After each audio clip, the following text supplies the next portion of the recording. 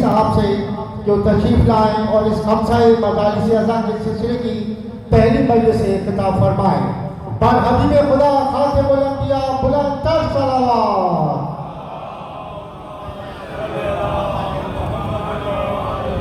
آپ مومنین درود پڑھتے ہوئے آگے آگے تشریف لے آئیے، اور جو مومنین امام بارگاہ سے وہاں تشریف رکھتے ہیں ان سے گزارش ہے کہ امام بارگاہ میں تشریف لے آئیں۔ پر محمد وآل محمد بلند تر صلوات۔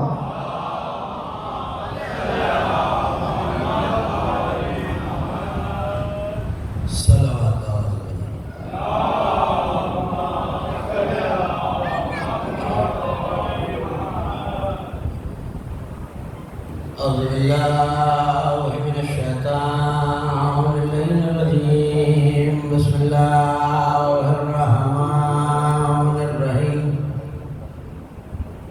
الحمد لله الواصل الحمد بالنعم والنعم بالشكر نحمده ولا آلائه كما نحمده ولا بلائه الصلاة والسلام على أشرف الأنبياء والمرسلين خاتم النبيين سيدنا وشفيع ذنوبنا وطبيب نفوسنا وحبيب قلوبنا مولانا ابو القاسم محمد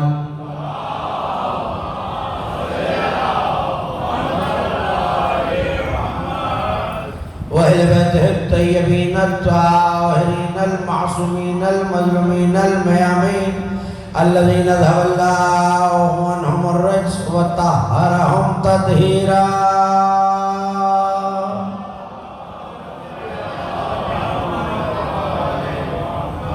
ولعنة الله على أعدائهم ومنكر فضائلهم ونعوذ الأجمعين من يوم دعوتهم وظلمهم إلى يوم الدين أما بعد فقد قال الله سبحانه وتعالى في محكم كتابه المجيد وفرقانه الحميد وهو أصدق القائلين وقوله الحق إني أنا ربك فخلعنا عليك وإنك بوادي المقدس طوى صلوات وسلام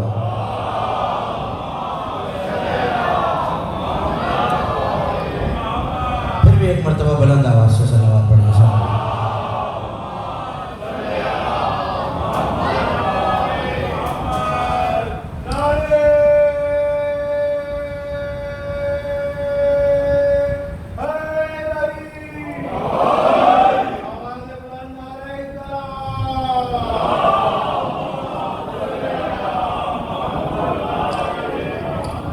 تفرقے کے اس دور میں مومنین کے درمیان اتنا فاصلہ نہیں ہونا چاہیے۔ آ جائیے صلوات پڑھتے ہوئے، جو جوان ہیں وہ میرے دوست اور بھائی زحمت کریں، خالی جگہوں کو پر کر لیں۔ آ جائیے ایک شاندار سے صلوات پڑھتے ہوئے تھوڑا تھوڑا سا قریب آ جائیے تاکہ گفتگو کا آواز کیا جا سکے۔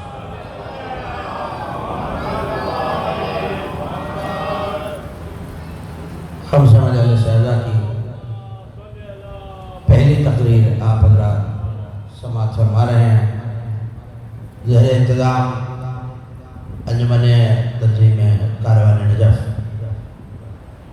میں نے آپ کے سامنے گفتگو کے لیے سرنامہ سخن میں جس آیہ وافی ہدایہ کو تلاوت کرنے کا شرف حاصل کیا، یہ 20ویں سورہ مبارکہ طٰہٰ کی آیت ہے۔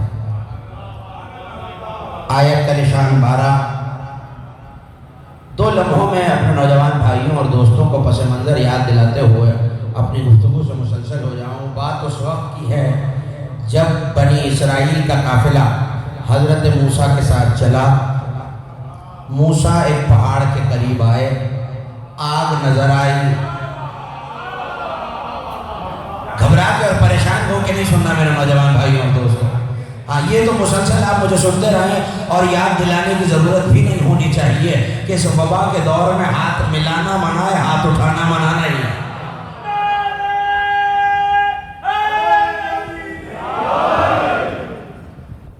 حضرت موسیٰ چلے طور پہ آگ دیکھی تو ایک مرتبہ جیسے ہی آگ کے قریب پہنچے آگ میں سے ایک آواز آ رہی تھی،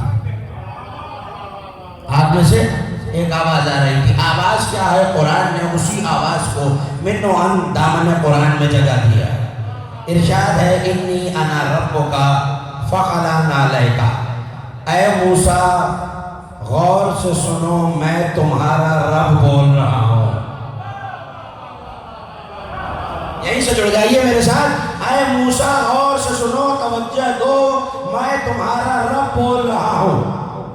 فاخلع نعلیک، اپنی نالین اتار۔ تو نالین جو جوتیاں موسیٰ نے پہنی ہوئی تھی حضرت موسیٰ علیہ السلام نے حکم یہ ہوا ہے کہ یہ نالین اتار دی جائے۔ کیوں اتار دی جائے مالک؟ کیا خاص بات ہے؟ میرے نوجوان بھائی اور دوست مجھے حیرت سے دیکھ کر آئے، تو نے گفتگو ہی تو کرنی ہے،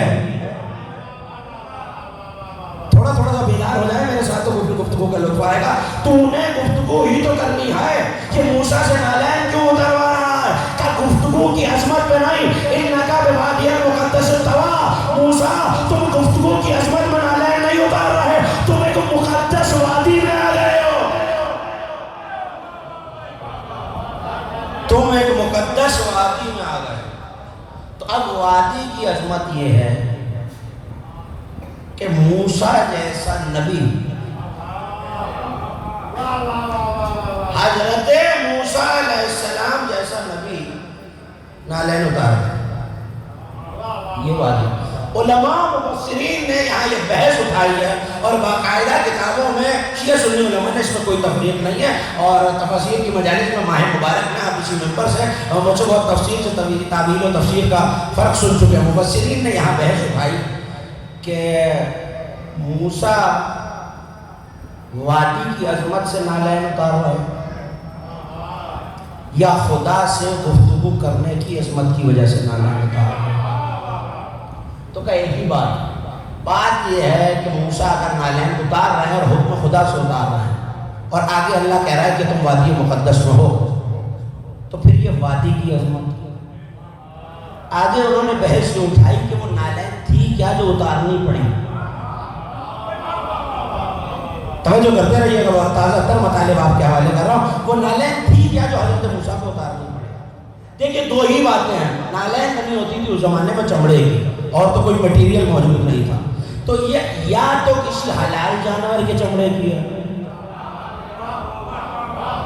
حضور تشریف فرمائیں جو مفاہیم کو مجھ سے بہتر سمجھتے ہیں لیکن دعوت نظر دے رہا ہوں، یا تو کسی حرام جانور کی تھی یا کسی حلال جانور کی تھی۔ پہلی بات یہ ہے کہ اگر حرام جانور کی تھی اور پروردگار نے اتروائی ہے تو یہ تلاش کیا جائے۔ اب یہ مفسرین اہل سنت لکھ رہا جن میں امام فخر الدین رازی، امام خازن، امام بیضاوی سب نے یہ بحث اٹھائی کہ یہ نالین کیوں اتروائی گئی ہے۔ اگر یہ تمہید آپ تک پہنچ جائے تو میرا موضوع آپ تک پہنچ جائے۔ نالین کیوں اتروائی گئی ہے تو کہا دو وجوہات کی بنا پر، یا تو یہ نالین حرام تھی جانور کی، حرام جانور کی کھال کی بنی ہوئی تھی، چمڑے کی بنی ہوئی تھی، یا حلال جانور کی بنی ہوئی تھی۔ تو انہوں نے لکھا کہ یہ تلاش کیا جائے کیا موسیٰ عبادت کرتے ہوئے، نماز پڑھتے ہوئے، چونکہ نماز حضرت موسیٰ کے دور سے موجود ہے، کیا موسیٰ نماز پڑھتے ہوئے نالین اتار کے نماز پڑھتے ہیں؟ مجھے نہیں پتا آپ گھبرا کے کیوں سن رہے ہیں۔ کیا موسیٰ نالین اتار کے نماز پڑھتے ہیں یا نالین پہن کے نماز پڑھتے ہیں؟ تو مفسرین نے یہ لکھا کہ موسیٰ نے نماز پڑھتے ہوئے نالین نہیں اتاری، تو اگر نالین نہیں اتاری تو جس میں خدا کا سجدہ ہو سکتا ہے، دیر سے پہنچ رہے ہیں میرے جملے، اس میں وادی مقدس میں کیوں نہیں جایا جا سکتا؟ اور دوسری بات، موسیٰ صاحب شریعت ہے، موسیٰ معصوم ہے، موسیٰ اولو العزم ہے، موسیٰ صاحب کتاب ہے، اور اتنے بڑے نبی سے یہ وعید ہے کہ وہ حرام جانور کے چمڑے کی نالین پہنے۔ تو مفسرین نے اتفاق کر کے یہ فیصلہ کیا کہ یہ نالین کی وجہ سے نالین نہیں اتاری گئی، یہ وادی کی وجہ سے نالین اتروائی گئی۔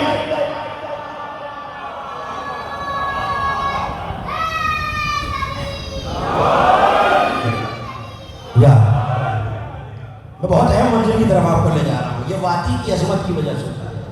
دیکھیے یہ حضرت موسیٰ والی وادی قرآن نہیں بتاتا کہ کہاں ہے. قرآن کی کسی آیت میں یہ وضاحت نہیں ہے کہ حضرت موسیٰ سے جس وادی میں نالین اتروائی گئی یہ کہاں. لیکن جہاں بھی ہے اس بات پہ سب کا اتفاق ہے کہ زمین ہی پہ ہے. سنتے رہیے گا, مجھے شان رسالت کی طرف آگے بڑھنا ہے. موسیٰ کی نالین جہاں کے لیے بھی اتروائی گئی وہ وادی زمین پہ تھی. کہاں تھی یہ ایک بحث ہے, اور اس بحث میں اس وقت جانا آنے والی مجالس پہ اس پہ گفتگو کروں گا. لیکن اس وقت گفتگو یہ ہے کہ حضرت موسیٰ کی وہ وادی مقدس جہاں آگ سے موسیٰ کو آواز آ رہی ہے وہ زمین ہی پہ کہیں تھی. یعنی اسی زمین پہ کچھ وادیاں ایسی ہیں جہاں نالین اتار دینی چاہیے. اسی زمین سے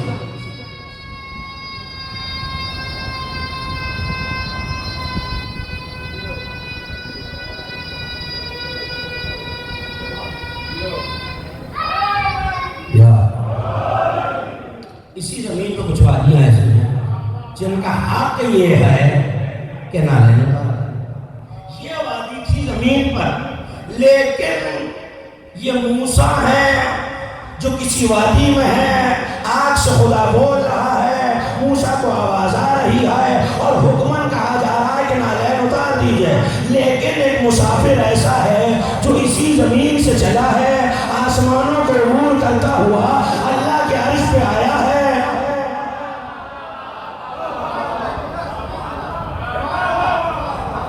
تھوڑی سی مدد کریں میری, کون ہے وہ مسافر؟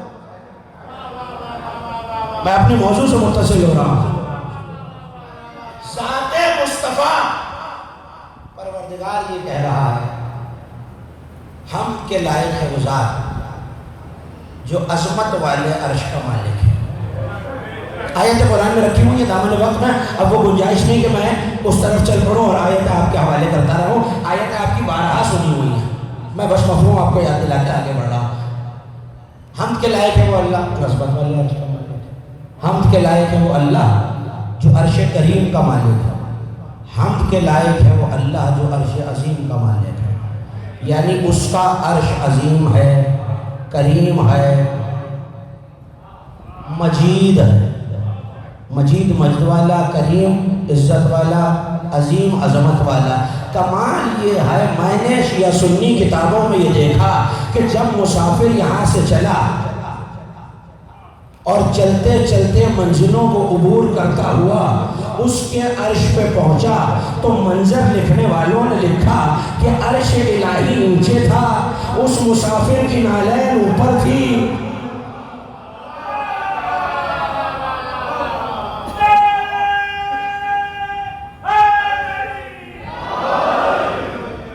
توجہ کرتے رہیے گا, اس مسافر کی نالین اوپر تھی. اس کا مطلب ہے کہ نالین مبارک اگر عرش کے اوپر ہے تو ہر حال میں اس عرش کی صفات سے زیادہ دیر سے پہنچ رہا ہے میرے جملے آپ تک. اگر نالین مبارک اوپر ہے تو عرش کی صفات سے زیادہ صفت کی حامل ہے. تو پھر مجھے کہنے کی اجازت دیجئے, اگر مجید ہے تو نالین امجد ہے, اگر عرش کریم ہے تو نالین اکرم ہے, اگر عرش عظیم ہے تو نالین اعظم ہے. اور یہ بتانے کی ضرورت نہیں ہے کہ نالین نیچے ہے اور پاہ مبارک اوپر ہیں.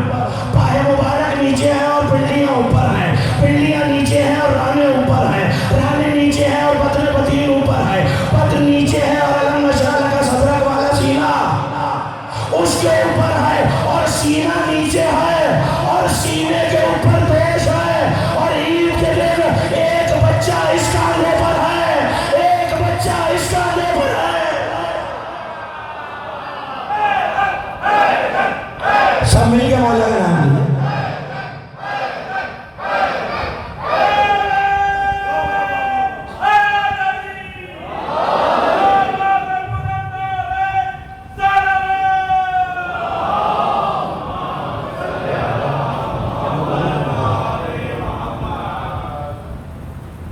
ایک بچہ یہاں, ایک بچہ یہاں, صرف ہے نہیں. ایک گیسو ایک کے ہاتھ میں ہے, بیدار رہیے گا خدا کے لیے. ایک گیسو ایک کے ہاتھ میں ہے,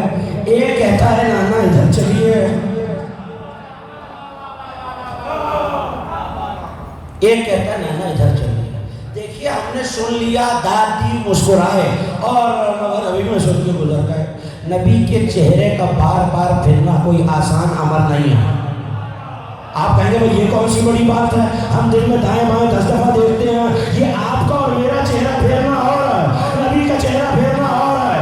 میں موقع آپ کو یاد دلاتا ہوں, بیت المقدس کی طرف نبی نماز کر رہا ہے, رخ کر کے پڑھ رہا ہے, ایسے میں کعبے کی طرف نبی کی نگاہیں پھر رہی ہیں اور عالم نماز میں صلوات پڑھیے بابا.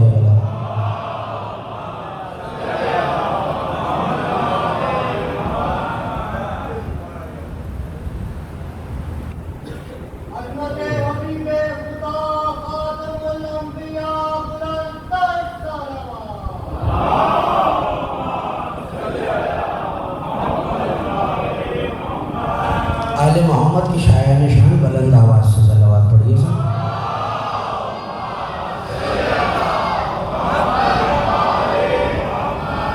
اب توجہ رکھیے گا, مجھے آپ کو بہت قیمتی منزلوں کی طرف آگے بڑھانا ہے. ایک بیٹا یہاں, ایک نواسا یہاں, ایک کہتا ہے نانا ادھر چلیے, ایک کہتا ہے نانا ادھر چلیے. یہ نبی کے اس چہرے کا رخ موڑ جانا کوئی آسان بات نہیں ہے. قرآن کی روشنی میں دیکھتے ہیں کہ نبی کے چہرے کا پھر جانا کیا ہے. بیت المقدس قبلہ اول ہے, آج تک ہم احتجاج کر رہے ہیں یا نہیں, صدائیں آپ سنتے رہتے ہیں. تو اس کی آزادی کے لیے آج تک امت کوشاں. مصطفیٰ نماز پڑھ رہے ہیں بیت المقدس کی طرف, پیچھے علی کھڑے, تو نظریں پھر پھر کر کعبے کی طرف جا رہے ہیں. شاید مصطفیٰ دل میں سوچ رہے تھے کہ اب تو کعبے کے بدن میں روح بھی آ چکی, اب تو اسے قبلہ بن جانا چاہیے.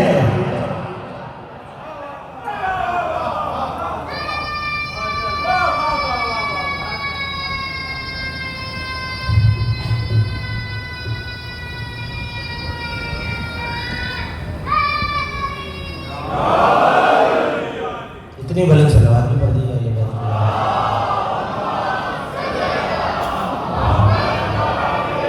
دیکھیے آج کی یہ تمہیدی گفتگو محفوظ ہو جائے تو اگلے 4 روز تک مجھے اسی سلسلے پہ گفتگو کرنا ہے.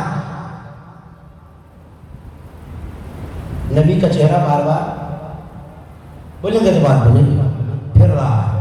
کیوں پھر رہا ہے؟ کعبے کی طرف پھر رہا ہے. یہ سوچ رہے ہیں اب تو کعبے کو قبلہ بن جانا چاہیے.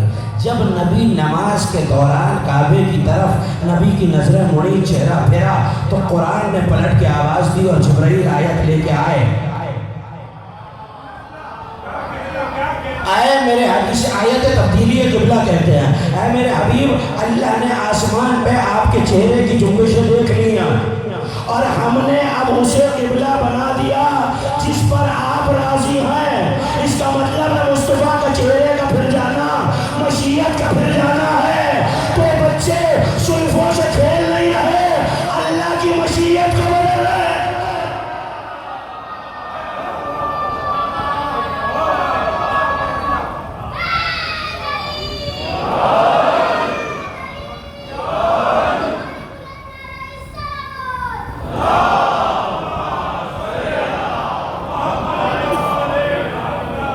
چہرے بتا رہا ہے کہ میرے جملے پہنچ رہے ہیں. یہ بچے زلفوں سے نہیں کھیل رہے ہیں, مشیت الہی کا رخ بدل رہے ہیں. تو جملہ کہہ دوں آپ بیدار ہو جائے. جو حسین نانا کے دوش پر بیٹھ کر مشیت الہی کا رخ بدل سکتا ہے, وہ لوگوں کے فیصلے بھی بدل سکتا ہے. اب اگر مجلس میں سنیں کہ خدا کہے کہ قسمت میں نہیں ہے اور حسین تبدیل کر کے ساتھ عطا کر دے,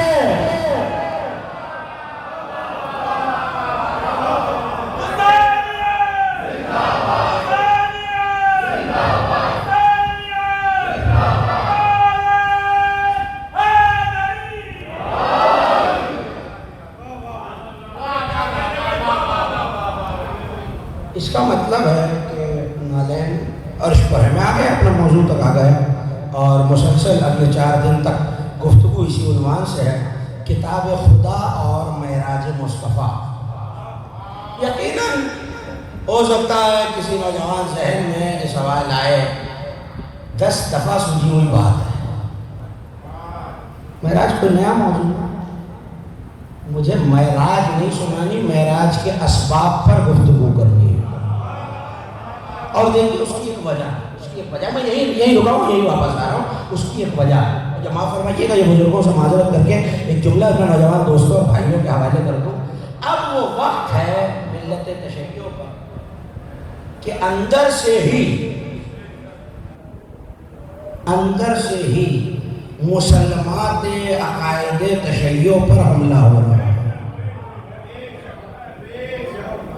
اور معراج وہ بنیادی عقیدہ ہے جس کے بارے میں کافی جیسی کتاب میں ائمہ کی حدیث ہے کہ جو ان تین چیزوں کو نہ مانے، ایک رجعت، ایک تقیہ، دوسرا معراج جسمانی مصطفیٰ، لیسا من شیعتنا، وہ ہمارے شیعوں میں سے نہیں ہوتا۔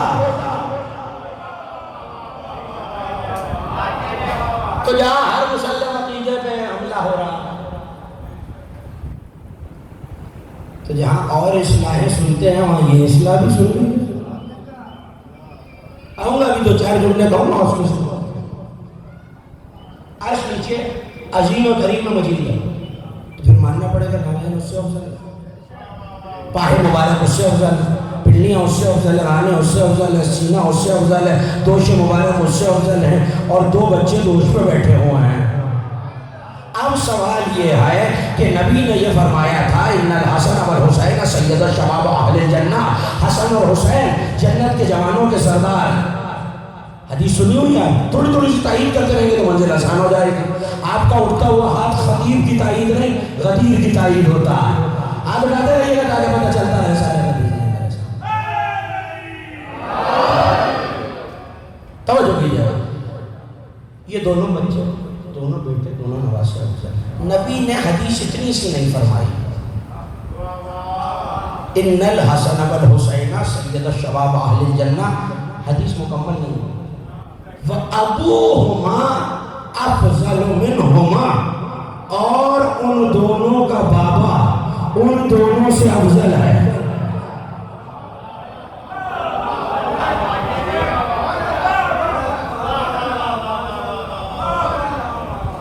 ان دونوں کا بابا بولیں گے تو بات بنے گی، ان دونوں سے افضل ہے۔ تو اب کمال یہ ہے، کائنات کی سب سے بلند جگہ تھی عرش، عرش سے اوپر ہے مصطفیٰ کی نالین، نالین کے اوپر ہے پنڈلیاں، پنڈلیوں کے اوپر ہے رانے، رانوں کے اوپر بدر بدین، بدر کے اوپر علم نشرہ لکا صدرک والا سینہ، اس پر ہے دوش، دوش پر علی کے بیٹے۔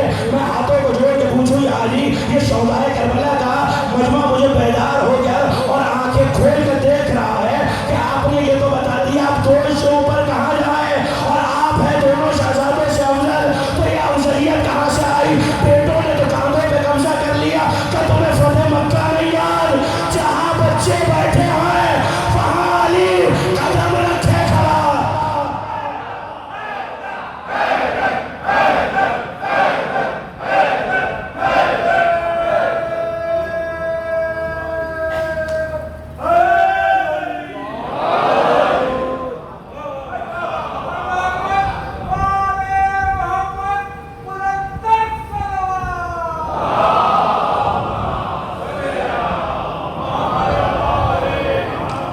ایسے نہیں عبادت سمجھ کے باجماعت صلوات پڑھیے سب بلند آواز۔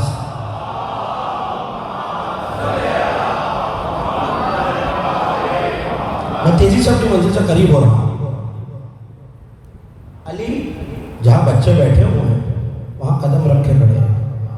اب میں شاید اس منزل سے گزر جاتا، لیکن کیا کروں کہ کسی ذہن میں، کسی نوجوان ذہن میں کوئی سوال تشنا نہ رہ جائے۔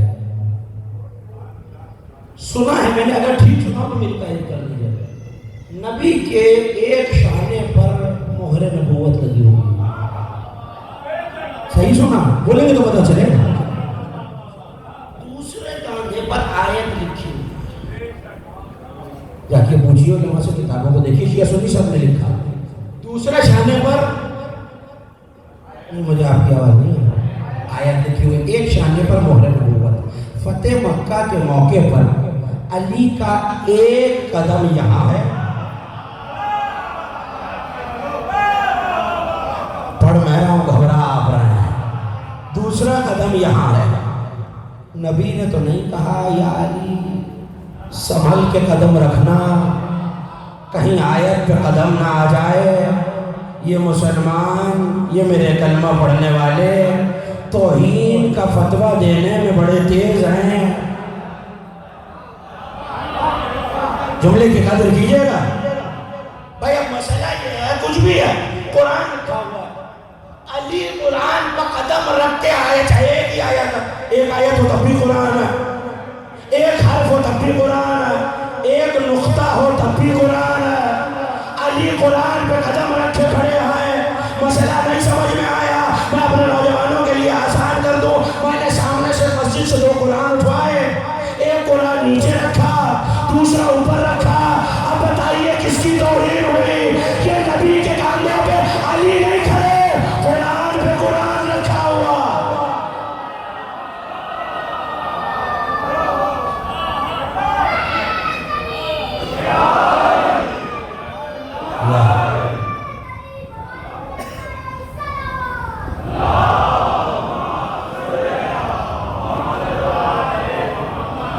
بلند آواز سے دلوات.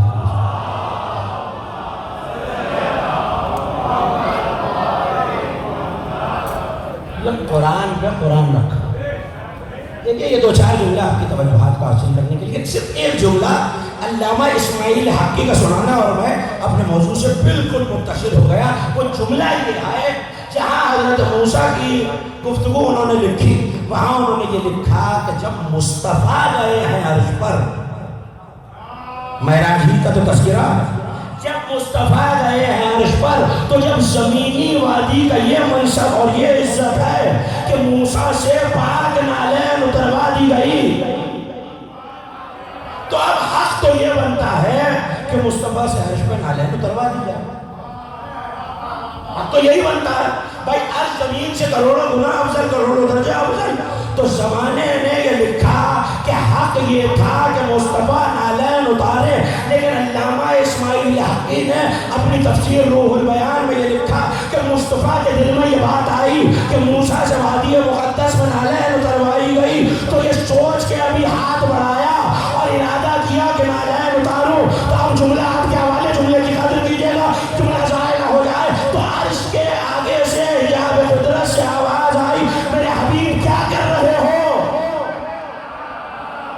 مالک تیرے عرش کی تعظیم میں نالین اتار رہا ہوں. کہ نہیں میرے حبیب، تقدم الى بساط العرش پہ نالے کا لیتشرف العرش پہ غبار نالے کا. اسی نالین سمیت میرے عرش پر قدم رکھیے. اپنی نالین کے غبار سے میرے عرش کو محروم نہ کر دیجئے.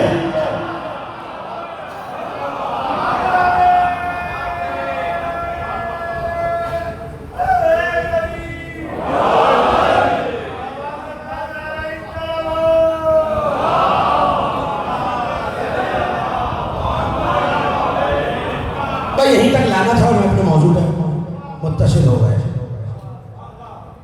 بہت سامنے کی عبارت، تقدم، میرے طرف دیکھتے رہیے، تقدم علی بساط العرش، آگے بڑھئے عرش کی بساط پر بنالے کا، اپنی نالین کے ذریعے، اپنی نالین کے ساتھ، لیتشرف العرش بغبار نالے کا، تاکہ میرا عرش،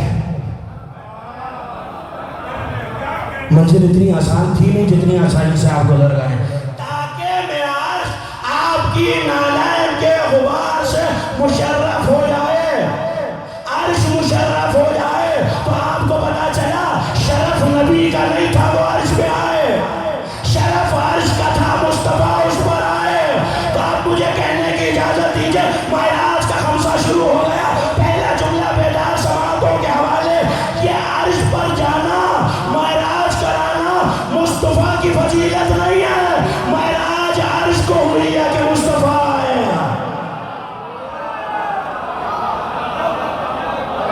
یہ گفتگو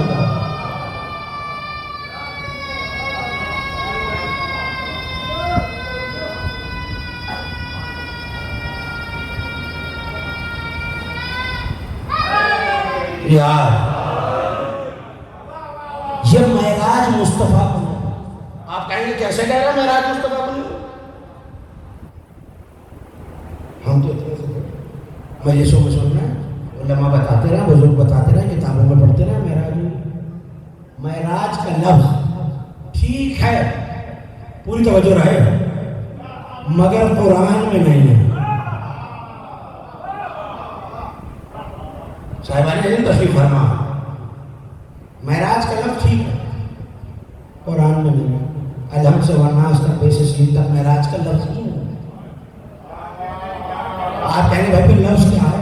سبحان الذی اسریٰ بعبدہ، 17واں سورہ مبارکہ ہے بنی اسرائیل، اور جانی پہچانی اور مشہور آیت، سبحان ہے وہ ذات جس نے اپنے عبد کو معراج کرائی۔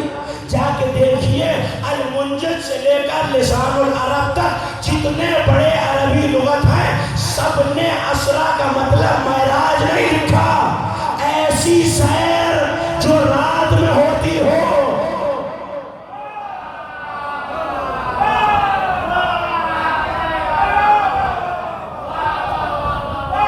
نہیں، آپ کی دبتی ہوئی آوازیں بتا دیتی ہیں کہ جملہ ابھی پہنچا نہیں ہے۔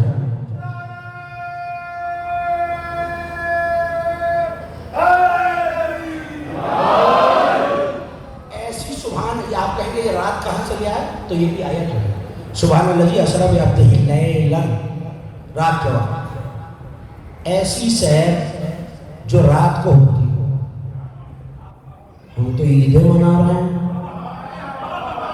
پتہ نہیں کیا سننا ہے، ہم تو عیدیں منا رہے ہیں معراج کے نام سے، 27 رجب شب معراج ساری امت منا رہی ہے، تو اب کریں تو کیا کریں؟ ہم تو اسے بڑی منزلت سمجھ رہے ہیں کہ یہ معراج اور مصطفیٰ عروج پہ گئے ہیں، تو قرآن کا لفظ بتا رہا ہے کہ سیر تھی۔ میں مثال دیتا ہوں کہ بالکل نوجوانوں کی تعداد زیادہ ان تک بات پہنچ جائے۔ شعراء تشریف فرما میرے دائیں بائیں، محسن رضا دعا صاحب کیا باغ تھا، میں بغیر اجازت ان کی باغ میں ٹہلنے چلا گیا، سیر کرنے۔ کتنی بھی محبت اور عزت ہو، کہیں گے میرے باغ میں سیر کرنے گئے تھے، آپ کے پاس سیر کرنے کے لیے کوئی جگہ نہیں تھی؟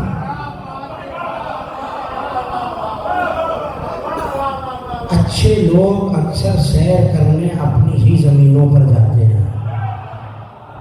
آپ کو پتا چلا خدا سیر کہہ کے بتا رہا ہے، یہ جو آیا ہے یہ مہمان نہیں آیا، اپنی مملکت دیکھنے آیا ہے۔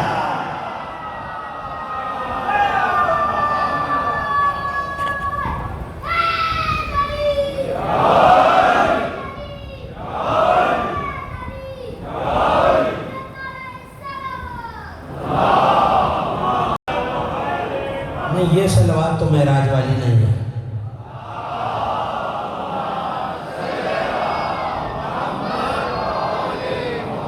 اب بڑا بنیادی سا سوال، تمہید ختم ہو گئی۔ سوال یہ ہے، خدا ہر جگہ ہے، سب کا عقیدہ ہے نا خدا ہر جگہ ہے، دائیں تو دائیں بھی ہے، بائیں تو بائیں بھی ہے۔ پوچھنا بس یہ ہے، اور بڑا بنیادی سا سوال ہے کہ اگر خدا ہر جگہ ہے تو یہ معراج یوں کیوں ہو رہی ہے؟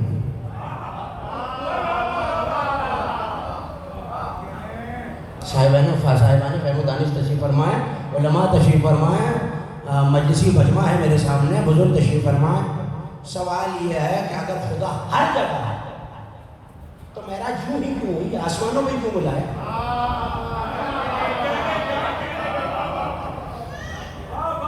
میں نے آپ کو معراج سنانے کے لیے میں نے عرض کیا تھا کہ یہ موضوع نہیں رکھا، اسباب معراج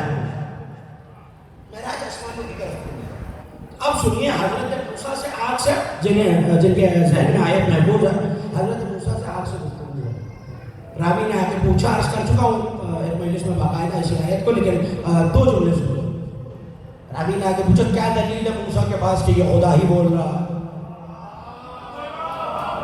آگ سے آواز آ رہی ہے تو حضرت موسیٰ کے پاس کیا دلیل ہے یہ خدا ہی بول رہا؟ تو کہ انسان کی آواز ایک جہت میں آتی ہے، اگر میں آپ سے یہاں سے خطاب کر رہا ہوں تو میری آواز یوں آئے، پیچھے سے آگے نہیں جائے۔ اگر آپ وہاں سے نعرہ لگا رہے ہیں تو آپ کی آواز وہاں سے کہاں آئے گی، یہاں سے وہاں نہیں آئے گی۔ امام نے کہا بشریت کی آواز ایک جہت میں ہوتی ہے۔ توجہ کیجیے گا، بہت نازک مرحلہ فکر جو آپ کے حوالے کر رہا ہوں۔ لیکن موسیٰ کو جو آواز آ رہی تھی وہ چاروں طرف سے آ رہی تھی. پہلی دلیل یہ ہے. دوسری دلیل علامہ ابن کثیر نے اپنی قصص الانبیاء میں لکھا کہ حضرت ادریس نبی اللہ علیہ السلام کے پاس حضرت جبرائیل آئے تو دائیں سے آئے, دائیں سے آسمان سے آئے. تو کہا جبرائیل کہاں سے آ رہا ہے؟ کہا خدا کے پاس. توجہ. پھر بائیں سے آئے. کہا کہاں سے آ رہا ہے؟ خدا کے پاس.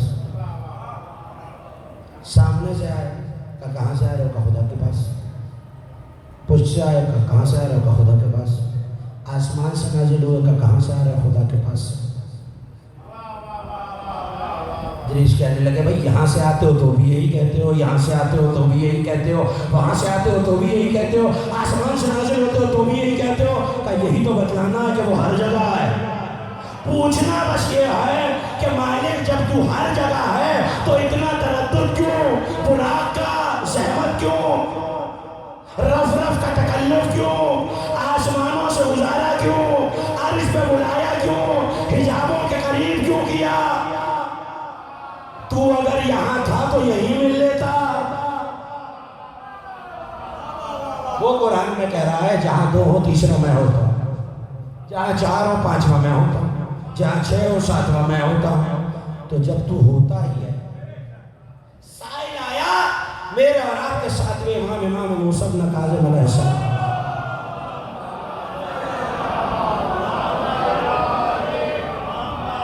موسیٰ بن جعفر کے پاس سائل آیا اور آ کے کہنے لگا فرزند رسول بڑا مرتبہ ہے مصطفیٰ کا کہ معراج ہوئی.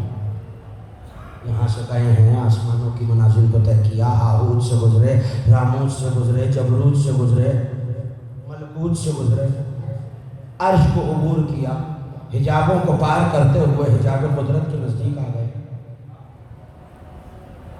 سوال یہ ہے کہ جب تھا ہی ہر جگہ تو یوں کیوں بلایا, یوں ہی کیوں بلایا؟ تو ہو سکتا ہے آپ میرے جانے کے بعد کہیں بھائی معراج کا مطلب ہے عروج, اور عروج اسی سمت میں ہوتا ہے. تو اگر عروج اسی سمت میں ہوتا ہے تو جائیے کتابوں کو پڑھیے, حدیثیں بھری پڑھی ہیں, ملائکہ فوج در فوج کربلا میں اتر رہے ہیں, اور یوں اترنا ان کی معراج ہے.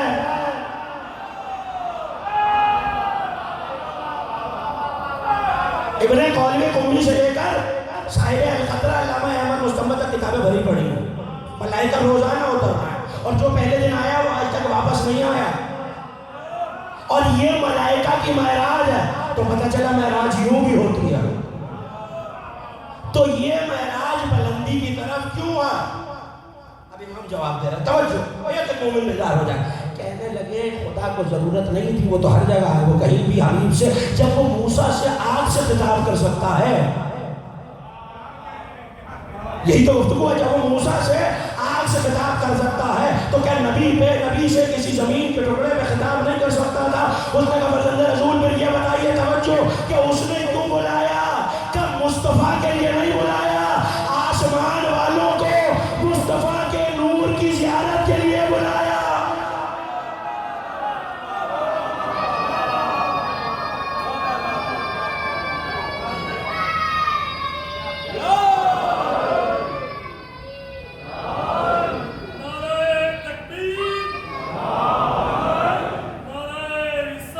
سب مل کے جواب دیجیے.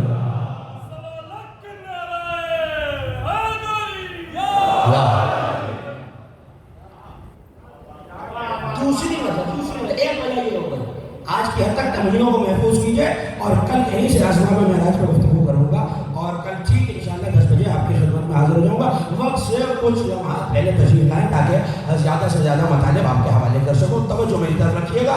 امام کاظم یہ کہہ رہے ہیں کہ بلایا اس لیے کہ آسمان والوں کو نور مصطفیٰ کی زیارت ہو سکے. دوسرا یہ کہ وہ اپنی آیات, اپنی نشانیاں مصطفیٰ کو دکھا سکے. کل اس کو گفتگو کروں گا, آج نہیں. اپنی آیات مصطفیٰ کو دکھا سکے. اس کا مطلب ہے نبی کی یہاں سے وہاں جانے کے دو وجوہات ہیں, دو راہ. ایک, آسمان والے نور مصطفیٰ کی زیارت کریں. عجیب جملہ آ گیا سامنے، آپ کو ہدیہ کر رہا ہوں، جیسے دل چاہے سنیے۔ اور جو زیارت کرتے ہیں نا ان کی تمنا یہ رہتی ہے کہ زیارت بار بار ہوتی رہے۔ جو زیارت کی تمنا رکھتے ہیں وہ تو میرے ساتھ بولیں، زیارت کی تمنا یہ ہے کہ بار بار ہوتی رہے۔ اب سمجھ میں آیا کہ مصطفیٰ کو 120 معراجیں کیوں ہوئی۔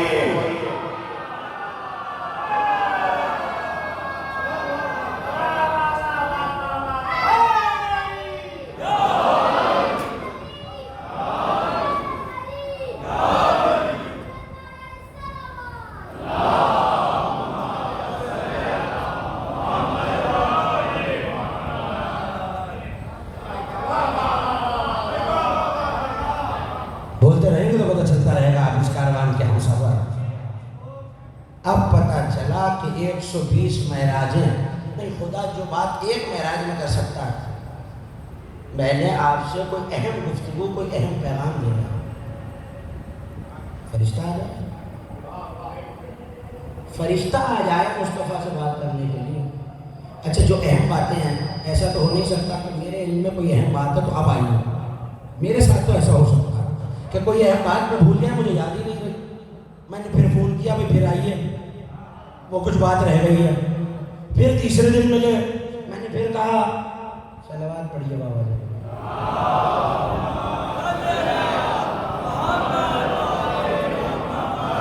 میں پھر ملا، میں نے کہا بھائی دوستوں فلاں بات آپ سے کہنا بھول گیا، یہ میں تو کر سکتا ہوں۔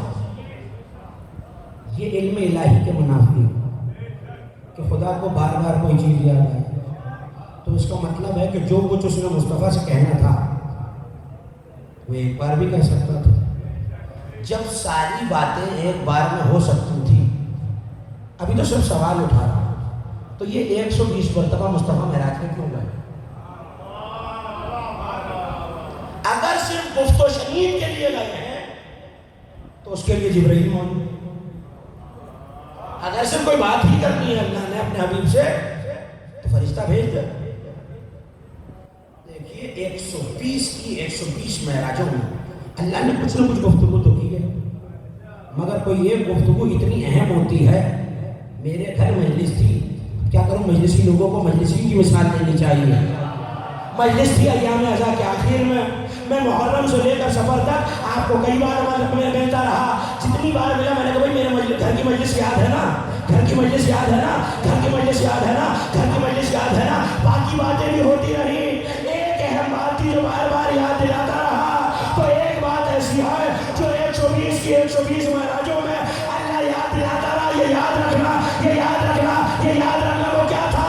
تو امام سے پوچھا گیا مولا کوئی ایسی بات جو 120 معراجوں میں کامن ہو، بار بار کہی ہو، کہ ایک ہی بات ہے، ہر بار اللہ یہ کہتا تھا اسی کا بھی علی، اسی کا بھی علی، اسی کا بھی علی، میرے حبیب علی کا خیال رکھنا، علی کا خیال رکھنا۔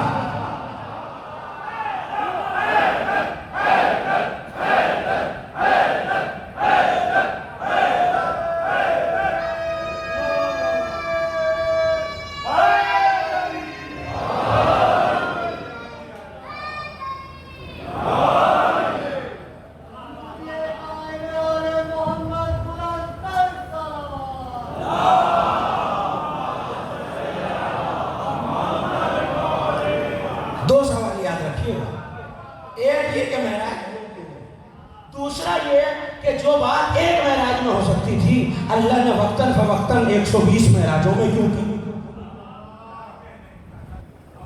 120 معراجیں کس لیے؟ تو پہلی بات ایک جواب تو امام نے بتلا دیا کہ تاکہ بار بار فرشتوں کو زیارت ہوتی رہے، دوسرا یہ کہ اپنی حیات دکھائے، اور معراج کا تیسرا مقصد آپ کے لیے ہے۔ آپ کہیں گے بھائی معراج نبی کو ہو رہی ہے، مقصد ہمارے لیے ہے، تو میں نہیں کہہ رہا، ساتواں امام کہہ رہا ہے، کافی کی حدیث ہے، چونکہ آپ کے حوالے امام نے فرمایا تاکہ نبی واپس جائے اور جو کچھ لفظ سننا جانتے ہیں میری طرف دیکھیں، اور جو کچھ پردے میں دیکھا ہے،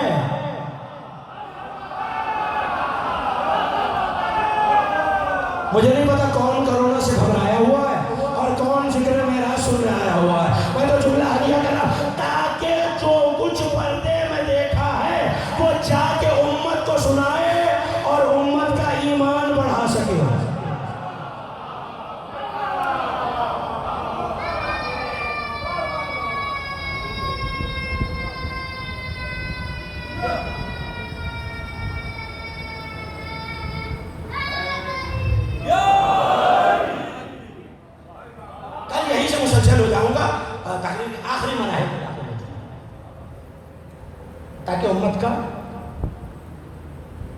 مجھے مومنین کے سناٹے سے بہت ڈر لگتا ہے.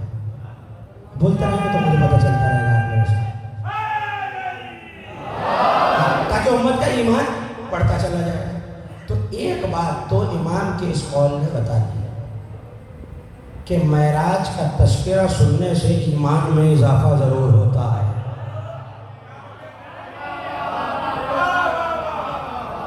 معراج کا تذکرہ سننے سے ایمان میں اضافہ ہوتا ہے. یہ معراج مصطفیٰ کے علم میں اضافے کے لیے نہیں تھی. کئی سوال کا صحیح جواب اور آنے والے 4 دن انہی موضوعات اور انہی سوالوں کے جواب پر گفتگو ہوتی رہے گی، لیکن آج ایک سوال ہے اس کا جواب سنیے اور میں تقریر کو تمام کر دیا. آیت یہ کہہ رہی ہے سبحان الذی اسری بعبدہ، تسبیح کے لائق ہے وہ اللہ، وہ ذات جس نے اپنے کس کو معراج کرائی. اب بولیں کہ جن کو آیت یاد ہو وہ تو میری مدد کرے. آپ دیکھو لکھنے والوں نے یہ لکھا ہے. پہلی تو یہ بات بزرگوں سے معذرت کر کے ایک اور تصحیح کرنا چلوں کہ یہ عبد کا ترجمہ عبد ہی ہے. ہاں آج کل یہ روش بن چکی ہے کہ اگر ایک لفظ کے لیے میں نے مدرسے میں ایک لفظ یاد کر لیا ترجمے میں تو میں جگہ جگہ وہی فٹ کرتا رہوں گا.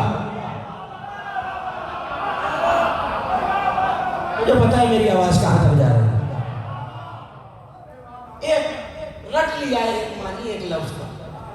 کہیں تو یہ دعویٰ کہ قرآن کی زبان اتنی وسیع ہے کہ ہر حرف کے 70 معنی، کہیں دوسرا ترجمہ ہی نہیں مل رہا آپ کو. اچھا نہیں، اگر عبد کا ترجمہ غلام ہے،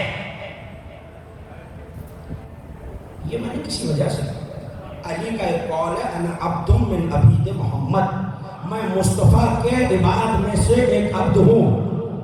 ترجمہ کرنے والوں نے کر دیا ترجمہ کرنا، آیت میں نے پڑھ دیا ترجمہ آپ کر دیا. سبحان الذی اسری بعبدہ لیلا، سبحان ہے وہ ذات جس نے اپنے ہے کسی کا جگر کے غلام ترجمہ کر. آپ کر تو دیں گے 295C کا پرچہ کٹا ہوگا. محبوب کو غلام نہیں کہا جاتا تو پتہ کیا چلا؟ نسبت بدلنے سے ترجمے بدل جاتے ہیں. مجھے جو پیغام دینا تھا میں نے دے دیا. نسبت بدلنے سے ترجمے. اعتراض کرنے والوں نے تقریر ختم ہو رہی ہے، اعتراض یہ کیا کہ معراج اس پیکر کے ساتھ ہوئی. حدیث میں آپ کو سنا چکا، یہ ہمارا عقیدہ نہیں، امام کی حدیث ہے اور یہ ہمارا متفق 1200-1300 برس میں جتنے علماء آئے ہیں جنہوں نے عقائد کی کتاب لکھی ہے سب نے یہ کہا ہے کہ جو معراج جسمانی کا قائل نہیں ہے وہ اور کچھ ہے، شیعہ نہیں ہے. تو ہمارا عقیدہ مصطفیٰ ایسے ہی اپنے ظاہری جسم کے ساتھ. لیکن علامہ باقر بیگ ہندی نے حکیم بہلول پہ، بہلول کو تو جانتے ہیں نا سب، علی کا دیوانہ بہلول دانا. ہاں، اور یہ تو جانتے ہیں کہ میں آنکھ سے دیکھ کے پڑھنے کا عادی ہوں، کان سے سن کے نہیں. عربی زبان میں 150 صفحات پر ان کی سیرت ہے. اس میں انہوں نے لکھا بغداد کی جامع مسجد میں بہت بڑی کانفرنس بلائی گئی. ہر دور عباسی دور کی بات ہے، حضرت بہلول کا تعلق 8ویں اور 7ویں امام کے دور کے خلفاء سے ہے اور اس کے رشتہ دار بھی ہیں، چچا دار بھائی. کانفرنس بلائی گئی اور بڑا علمی دور تھا اور بڑی باریک اور بڑی دقیق چیزوں پہ گفتگو ہوا کرتی تھی. اس بات پہ گفتگو ہوتی تھی کہ سوئی کے ناکے سے ناکا گزر، سوئی کے ناکے سے اونٹ گزر سکتا ہے. اس بات پہ بحث ہو رہی تھی اس دور میں بغداد میں. جانتے ہیں اثر کیا ہوا؟ ہلاکو آیا اور جو بحث کر رہے تھے ان کے سروں کے مینار بنا دیے. پتہ چلا غیر ضروری بحثوں سے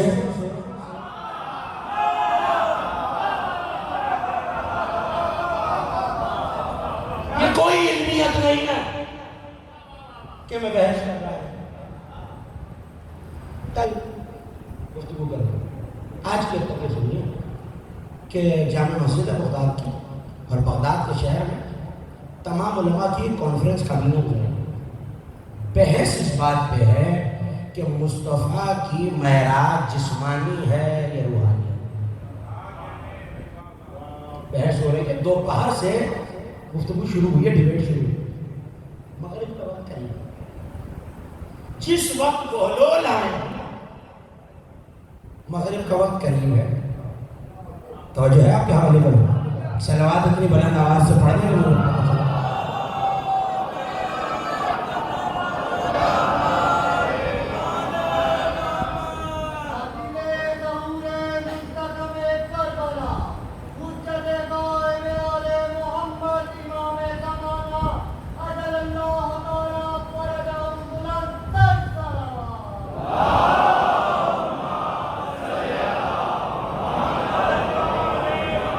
پریشان تو نہیں ہو رہے نا آپ میری باتوں سے؟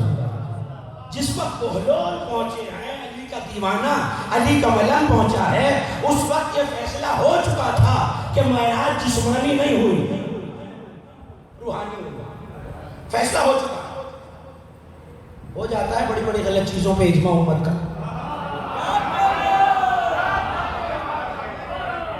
امام بخاری نے یہ حدیث صحیح بخاری میں لکھی ہے کہ اختلاف میری امت کی زینت ہے۔ ہو جاتا ہے اجتہادی غلطی، تاریخ جن کے ذہنوں میں سب، اور یہ کسی ایک فرقے کے علماء نہیں ہے، کسی ایک مسلک کے علماء نہیں ہے، اس میں حناف بھی موجود، اس دور کے بڑے بڑے فقہا موجود، اور علی کا ایک دیوانہ اور ایک ملل ہے۔ بہلول مسجد میں آئے تو بہلول کو دیر ہو گئی ہے، اور اتفاق یہ ہو چکا ہے، اعلامیہ یہ جاری ہوا ہے کہ بھائی آج سے بس طے ہو گیا کہ مصطفیٰ کی معراج جسمانی نہیں تھی، روحانی تھی۔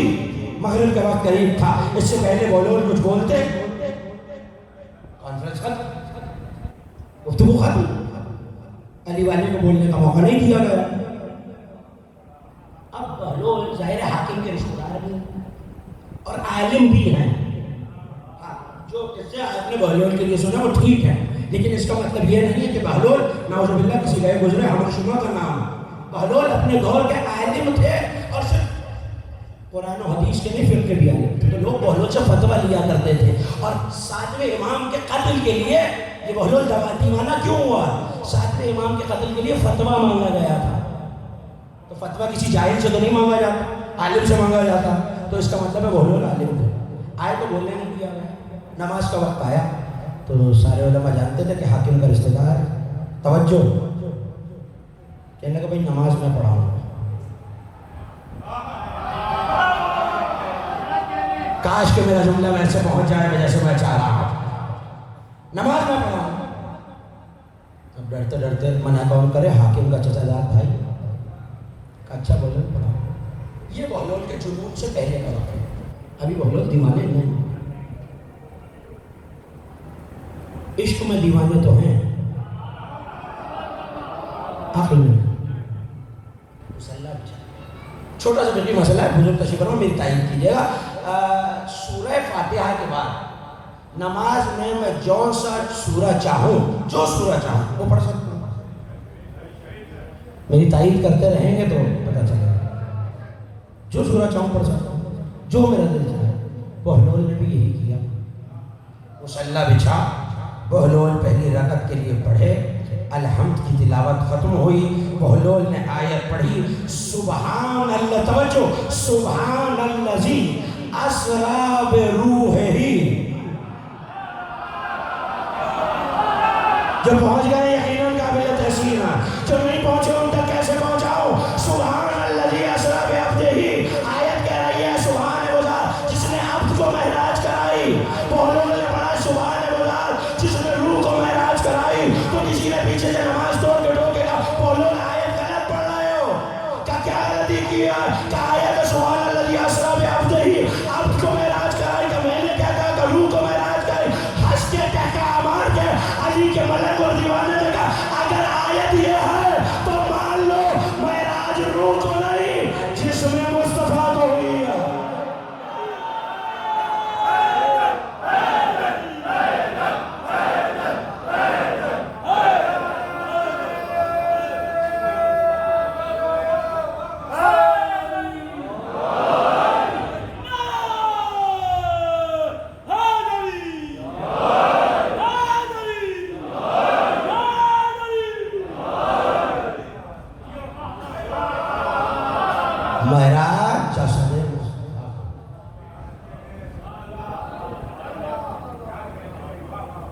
یہ افلاق والوں کی خوش قسمتی، مصطفیٰ کی خوش قسمتی جس کی نالین اور استقبال، اور خدا یہ تعظیم کر رہا ہے کہ نالین نہ اتارے، میرا عرش مشرف ہو جائے۔ نالین وہ چیز ہے جو قدم سے مست ہو رہی ہے تو خدا عزت کر رہا ہے، تکریم کر رہا ہے۔ جو خدا مصطفیٰ کی نالین کی اتنی تکریم کرے وہ مصطفیٰ کے لہو کی کتنی عزت کرتا ہے۔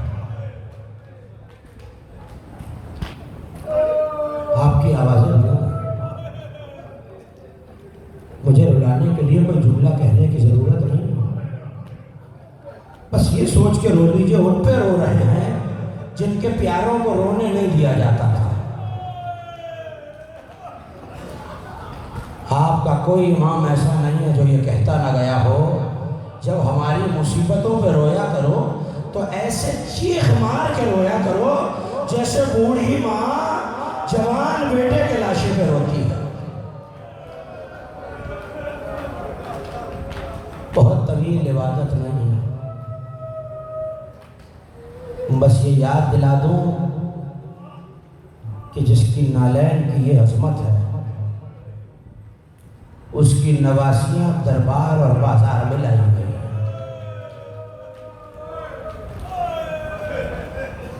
نالین مصطفیٰ ماتھے پہ سجانے والوں نے آل مصطفیٰ کی قدر نہ کی۔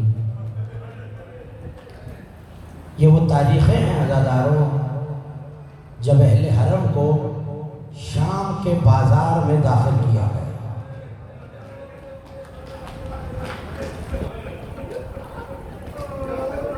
میرا عقیدہ بھی ہے، تحقیق بھی کسی مومن کے دائیں کسی کے بائیں، وہ آیا ہوا ہے جس سے جب پوچھا گیا سب سے زیادہ مصیبتیں کہاں گزری تو چیخ مار کے کہا شام۔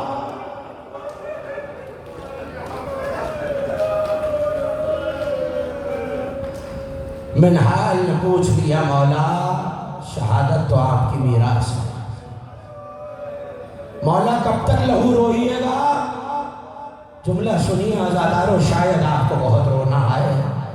تڑپ کے کہنے لگے منہال تو نے انصاف نہیں کیا، یہ بتا اگر ایک غیرت مند بیٹا ہو، شرابی کا دربار ہو، مائیں بہنیں بے مکنا و بے چادر ہو اور وہ شرابی اشارہ کر کے کسی بیوی کا نام لے لے تو اس بیٹے کو کیا کرنا چاہیے؟ صاحب بحر المصائب نے لکھا، منہال نے تڑپ کے کہا مولا غیرت کا تقاضا ہے وہ مر جائے گا۔ میرے مولا نے امامہ اتار دیا، چہرے پہ تماچے مارے، ہائے سجاد شام کے دربار سے زندہ واپس آ گیا۔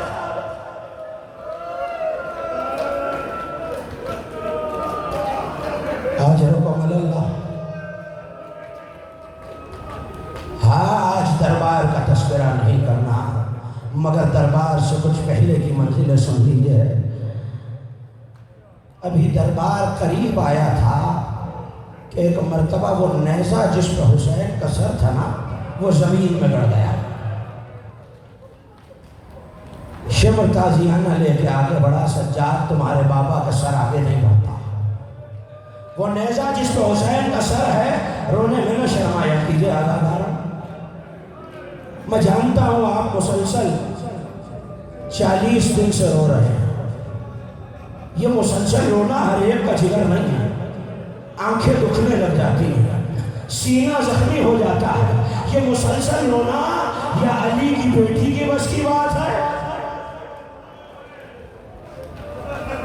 یا حسین کے لال کا جگر ہے جو اپنے بابا پہ آنسو نہیں روتا، لہو بہاتا رہا۔ تازیانہ لے کے ظالم آیا، سجاد تمہارے بابا کا سر آگے نہیں بڑھتا۔ ایک مرتبہ بیمار نے سر اٹھایا، توق کے وزن سے سر اٹھتا نہیں تھا۔ میرے مولا نے اپنے بابا کے سر کو دیکھا، بابا یہ سر آگے کیوں نہیں بڑھتا؟ ایک مرتبہ کٹے ہوئے سر سے آواز آئی، سجاد میری سکینہ ناکے سے گر رہی ہے۔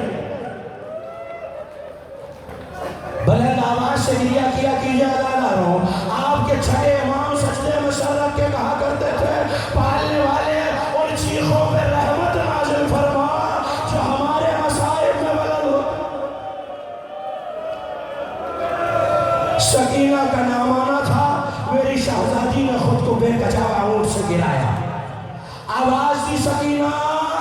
کہاں ہو میرے لال آواز دو. میری شہزادی بچی کو ڈھونڈتی ہوئی چلی. دو موقع ہیں عزاداروں جہاں میری شہزادی نے سکینہ کو ایسے آواز دی ہے. پہلا موقع جب شام غریبہ آئی اور سارے بچوں کے ملنے کے بعد زینب کو سکینہ نہ ملی تو ایک مرتبہ مقتل کی طرف چلی اور کہتی ہوئی چلی سکینہ پھوپھی کو آواز دو بیٹا. تو ایک بے سر لاشے سے آواز آئی زینب آہستہ بچی ابھی سوئی ہے. آج رکمل اللہ وہ آنکھ کبھی نہ روئے جو اس کام میں روتی. ایک مرتبہ آواز دیتی ہوئی چلی سکینہ پھوپھی کو آواز دو بیٹا. کچھ دور پہنچی تھی تو ایک چٹان کے ساتھ کوئی سیاہ برقع والی بی بی ہے جس نے آغوش میں سکینہ کو سلایا ہوا ہے. ایک مرتبہ جناب زینب تڑپ گئی. اے بی بی تو کون ہے جس نے ایسے حالات میں ہمارے محمد سے شفقت کی ہے؟ اپنا نام بتا دے. میں قیامت میں اپنی ماں فاطمہ زہرا سے تیری شفاعت کروں گی. عزاداروں سیدہ کا نام آنا تھا. اس بی بی نے نقاب بلند دی. ارے بی بی تڑپ گئی. اماں میرے حسین کے گلے. اللہ لعنت اللہ علیہ